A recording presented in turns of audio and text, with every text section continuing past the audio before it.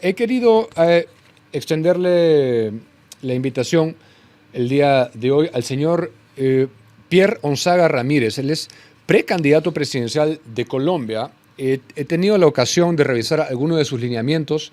Me parecen muy interesantes. Un hombre que ha estado presente en las manifestaciones con la FARC. Ha sido uno de los líderes notables de esas manifestaciones, no de ahora, desde hace un número de años. Se manifiesta antiglobalista, quiere decir que entiende el progresismo globalista como lo estamos confrontando nosotros en varias regiones del mundo de Occidente hoy en día. Defiende la vida, la economía de mercado, y me interesa saber cómo está percibiendo lo que pasa en su país, y desde luego también le voy a preguntar por Venezuela y otros temas. Señor Onzaga, bienvenido.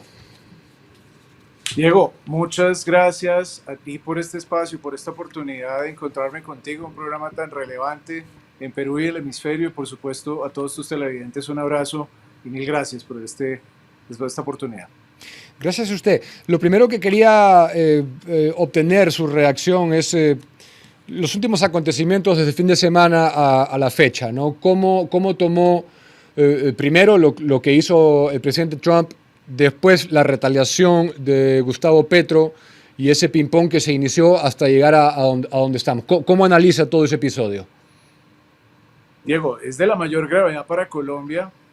Definitivamente la reacción de un gobernante no puede ser supeditada a los impulsos, menos a las 3:30 de la mañana, y no puede ser la característica de un gobierno que se preste de ser democrático. Comenzando con tu pregunta, Diego, claramente la política exterior de Estados Unidos pues es una postura que tiene el presidente Trump alrededor de su migración y el fenómeno de migración que tiene en este momento Estados Unidos, y que claramente Biden posibilitó abriendo las puertas de par en par. Entonces yo no me fijaría tanto en por qué el presidente Trump hace una deportación en teoría masiva, que de hecho los números de hoy son menores a los números de las deportaciones que hizo el mismo Biden. Pero realmente lo que hay aquí es el presidente ejerciendo la soberanía, el presidente Trump ejerciendo su soberanía y el derecho que le asiste constitucionalmente. Lastimosamente se enfrenta a un presidente ilegítimo, que es Gustavo Petro, que en primera instancia, ya cuando los aviones venían en el aire, que además eran financiados por el gobierno americano, eran aviones del ejército americano, ya venían en el aire, y él ya había aceptado, Diego, que vinieran esos deportados en esos aviones tal como venían. Y a las 3 de la mañana se le cruzan las neuronas, por la razón que sea, y revierte esa instrucción y esa autorización con un trino absolutamente grosero y una afrenta a una relación bilateral que llevamos muchos años construyendo. Entonces, primero, cambia su postura, y segundo, evidentemente, pues es una afrenta hacia el gobierno americano, que tiene toda la razón el gobierno Trump de tener una reacción proporcional a tamaña afrenta. Yo no discuto las razones de por qué los americanos hacen estas deportaciones. Tienen una ley migratoria, y si hay un inmigrante que la viola, tienen todo el derecho de hacer esta deportación. Quien no tenía todo el derecho de reaccionar como reaccionó es lastimosamente nuestro presidente, que nosotros particularmente, Diego, y te cuento, hemos tenido evidencia de que es un presidente ilegítimo. ¿A qué se refiere con eso? Claro, es que Gustavo Petro llegó al poder de manera ilegítima porque violó los topes electorales. Hay algo muy sencillo. En Colombia hay una ley electoral que hay en varios países de nuestro hemisferio, donde hay un monto máximo al cual un candidato a la presidencia se compromete a usar para el desarrollo de sus elecciones, publicidad y todo lo que implica una campaña electoral a la presidencia de la República. Esos topes fueron superados por más de 5.300 millones de pesos que haya tenido trazabilidad de investigación gobierno, o por lo menos las instituciones como el Consejo Nacional Electoral y el Congreso. Eso lo declara, Diego, como un presidente que llegó haciendo fraude a la presidencia de la República, lo cual está comprobado por el Consejo Nacional Electoral colombiano. Eso es algo que agrava la situación, Diego, porque definitivamente lo que vemos aquí es un presidente ilegítimo que hace uso de la fuerza argumentativa usando la herramienta menos idónea, no es una herramienta diplomática, no es una vía adecuada de comunicación para comunicarse entre gobiernos, para poder destruir la relación bilateral, por un lado, que tiene un trabajo histórico muy bien desarrollado, y por el otro, tratar de empobrecer al pueblo colombiano al destruir miles y miles de empleos con una decisión, perdóname la palabra, francamente estúpida, a la hora de decirle a Donald Trump que no va a aceptar a esos inmigrantes o bueno, a esos deportados. Es un presidente que a todas luces ha atacado el Estado de Derecho, es un presidente que en Colombia goza de la peor popularidad y que busca imponer sus reformas al Congreso. Es un presidente que no busca las vías democráticas, sino las vías de hecho. Esto que hemos visto es una afrenta a la democracia y es una demostración, Diego, de la autocracia, más bien de Gustavo Petro, contra el Estado de Derecho, contra los colombianos, y ya nos damos cuenta que puede incluso llegar a generar una guerra. Bueno, a mí me ha dado mucho gusto que no pueda llevar a cabo las medidas más recalcitrantemente extremas que él promovió, ¿no? en la campaña. Pero debo mencionar también que Petro es uno de los presidentes que nunca ha aceptado a Dina Boluarte, ¿no? Tras el golpe de Estado de Pedro Castillo, ella, nos guste o no, ella tenía que ascender constitucionalmente y es lo que es hoy en día. Él ha estado dentro de esa facción que se ha negado a eso, muestra una resistencia total. ¿Ustedes cómo perciben eso?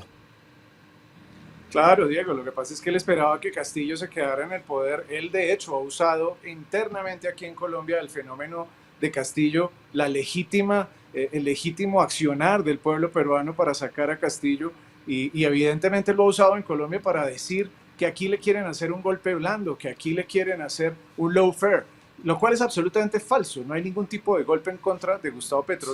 El golpe que sí se está dando en la democracia colombiana lo está dando Gustavo Petro al querer romper la institucionalidad en Colombia. Y evidentemente usa este ejemplo en su vecina nación, en nuestra vecina nación, para poder validarse. Tanto así que hemos visto que ha usado casi que las mismas palabras en el proceso y trató de aconsejarle a la Fiscalía en Perú que tomara acciones en contra de ese hipotético golpe del Congreso cuando era una acción legítima por un presidente que quería tomarse de manera ilegítima el Estado de Derecho, y lo mismo está haciendo en Colombia. Entonces, él busca, son básicamente los pares en la región que pueden llegar a hacer eco de sus acciones o justificarlo o de alguna manera defenderlo. Lo vemos aquí con el vecino Nicolás Maduro, que es además también ilegítimo, un presidente aliado con el Cartel de los Soles. Casi que el Cartel de los Soles es de ellos mismos. Y él sale a tomarse fotos con su ministro de Defensa para poder crear un eje del mal en Latinoamérica. Aquí lo que hemos nosotros denunciado y estamos buscando que Latinoamérica o que Hispanoamérica entienda es que lo que existe en Colombia y en Venezuela es un enclave de narcotráfico.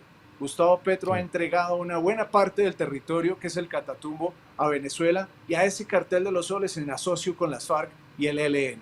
Que no se llamen a engaños de una división entre los dos países o que hay un posible conflicto, lo que es una asociación criminal. Y mira, Diego, que hay una manera de probarlo. En el momento, ¿y por qué lo relaciono con la crisis con Donald Trump o con el gobierno americano? Porque en el momento en el que Gustavo Petro hace esta guerra a través de Twitter, a través de X, con Donald Trump, él hace un trino. Después de la primera respuesta de Donald Trump sobre las visas en Colombia, Petro hace un trino y cita a una reunión extraordinaria en la CELAC, este organismo que hoy está presidido casi que por todos los zurdos en Hispanoamérica, bueno, en Latinoamérica. Pero dice específicamente que quiere hablar sobre el negocio de las drogas en Hispanoamérica. Una vez patea la mesa de Estados Unidos. Esto tiene una retaliación posterior, una respuesta más bien completamente legítima de Donald Trump cuando empieza a decir que va a intervenir o a suspender las transacciones financieras entre ambos países. Y hay que recordar algo, Diego. En meses pasados, tal vez junio, julio, Gustavo Petro osó en una locución presidencial, además desastrosa, donde sale con tenis, pero no importa por la forma, a decir y hablar sobre Pegasus, ese software israelí. Cuando hace eso, en el momento en el que anuncia eso, Gustavo Petro rompe un protocolo internacional de compartimentación de información financiera. ¿Qué quiere decir eso? Que abre la puerta para que entre y salga dinero del narcotráfico. Eso es lo que está detrás de Gustavo Petro, un enclave de narcotráfico con sus socios en la izquierda latinoamericana. Ahora, un par de preguntas sobre Venezuela. Sabrá que el día de hoy Edmundo González está aquí, ha sido reconocido por la Presidenta, por el Parlamento, ha dado un balconazo en la Plaza San Martín. Dos preguntas sobre esto. El 10 de enero se anunció, es la información que manejábamos, que Edmundo González y su delegación iban a entrar a Venezuela por Colombia. ¿Qué tan cierto es eso según la información que usted maneja? Y punto número dos, ¿cómo analiza el papel a lo largo de todo este tiempo de la oposición venezolana? Bueno, casi que ambas respuestas son una.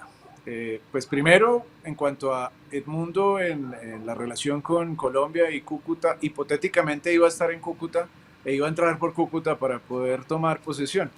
No se presentó en Cúcuta y no llegó a esa asunción o a esa posición en Venezuela, porque evidentemente lo que hemos visto es que esa oposición venezolana ha sido de alguna manera funcional. Recordemos que lo que ha venido pasando en Venezuela no es una oposición en derecha, no es una oposición real que esté queriendo generar un cambio de la misma Venezuela. ¿Por qué lo decimos? La misma María Corina Machado, cuando fue congresista, fue la autora, así como lo van a oír, fue la autora del desarme de los venezolanos. Del plan desarme. Desarme que hoy están sufriendo los venezolanos porque están indefensos. Ellos no se pueden defender, gracias a que esta señora hizo un proceso de desarme. Además, la corriente de su partido pues está dentro de la Internacional Socialista. Luego nos queda también otro asunto, Diego, y es cómo este movimiento que busca legitimidad se basa en unas elecciones, digamos, que están dentro del marco de una constitución que generó Chávez, una constitución que es también ilegítima. Luego, eso no nos cabe en la cabeza. Y lo que hemos visto durante todos estos 20 años o 25 años es una oposición que de alguna manera es funcional a un régimen que lastimosamente no permite que las verdaderas figuras que pueden llegar a abanderar la libertad en Venezuela lo hagan. ¿Por qué? Porque es una estrategia de las dictaduras. En Colombia, Diego, también estamos empezando a padecer una falsa oposición y ha sido funcional a esa misma estructura globalista durante mucho tiempo sin que la ciudadanía colombiana lo advierta. Nosotros estamos empezando a poner la voz en el alto, así como en Venezuela, tal vez Vitar y otros líderes han empezado a levantar la voz. Nosotros también la estamos levantando aquí en Colombia porque esa falsa oposición es un cáncer en México, es un cáncer en Venezuela y es un cáncer en Colombia. Y hay que abrirle los ojos a la gente sobre esa oposición que es funcional a los regímenes. De acuerdo. Bienvenido al club de los llamados extremistas, entonces. Ahora. Sí, claro, ya me dicen ultraderecha, hermano.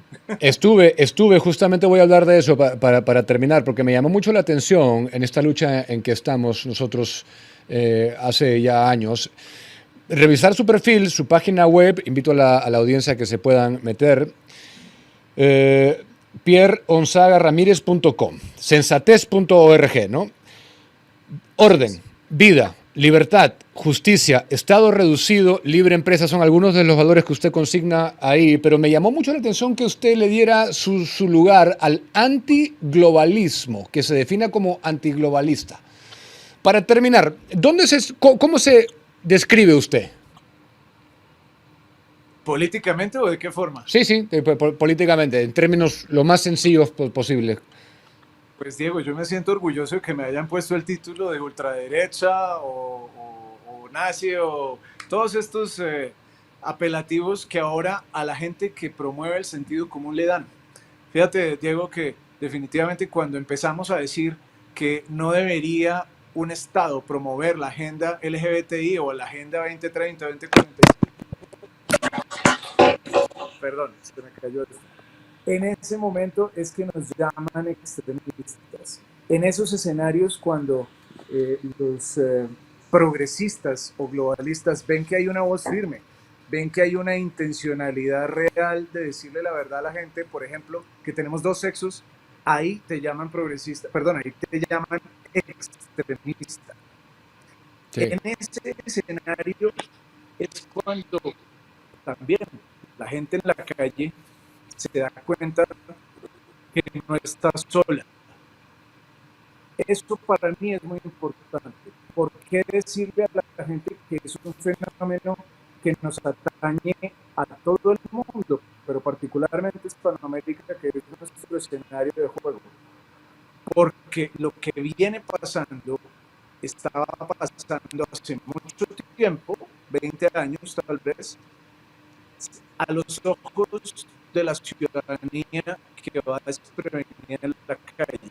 Y los convencieron que debían hacer parte de ese corito internacional que gritaba a favor de LGBTI, a favor de la Agenda 2030. Y la gente, lastimosamente, empezó a acceder erróneamente a ese globalismo, a esa teoría que definitivamente destruye las naciones, que destruye la familia, que destruye Creo que se está cortando la transmisión, de repente se está cortando la antena del dispositivo o algo. Uno de nosotros al hacer esto puede ser nosotros. Nosotros nos enfrentamos contra varios candidatos o precandidatos que están... A ver, si es que le podemos decir al señor Onzaga que si me estás escuchando, señor Onzaga, por favor, parece que está cubriendo la recepción o la antena de su dispositivo móvil para no desperdiciar las declaraciones y que pueda redondear la idea. Porque estamos conectados, ahora sí, se está escuchando entrecortado. Ya perdón, tal vez lo que sea el trip. ¿Ahí ya me escuchas mejor? Sí, ahí estamos mejor. Ya, qué vergüenza contigo y con los televidentes. Entonces, estaba diciéndote que esta voz que tú y yo y muchos otros como Vitar y personas que defendemos la libertad y estamos en contra del globalismo, estamos tomando una postura que probablemente los partidos de supuesta derecha o centro habían rehuido. ¿Por qué? Porque los medios, porque las instituciones han sido cooptadas por estas agendas, porque han sido pagadas estas agendas y transversalmente a la sociedad las han tratado de convencer o lavar de que ese es el deber ser. Pues no es el deber ser, no es el deber ser. Pero tienen que salir líderes como nosotros, como tú y como yo, para poderle decir al público que tiene la oportunidad de ser valiente y levantar su mano y decir, sí, a mí no me tienen por qué obligar a decir que hay 20 géneros. No, no los hay, son 2 géneros, hay 2 sexos.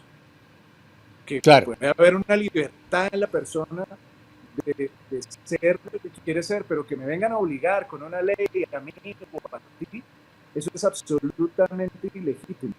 Así como es ilegítimo satanizar per se el desarrollo, porque solamente quieren ansiar o negocios que están de la globalista. No solamente hacerle bien realmente eso detrás de la izquierda y detrás de este globalismo. Bien. Señor Pierre Onzaga Ramírez, le agradezco la comunicación, la entrevista, estaremos en contacto y sabemos que hay elecciones presidenciales el 2026 también en Colombia.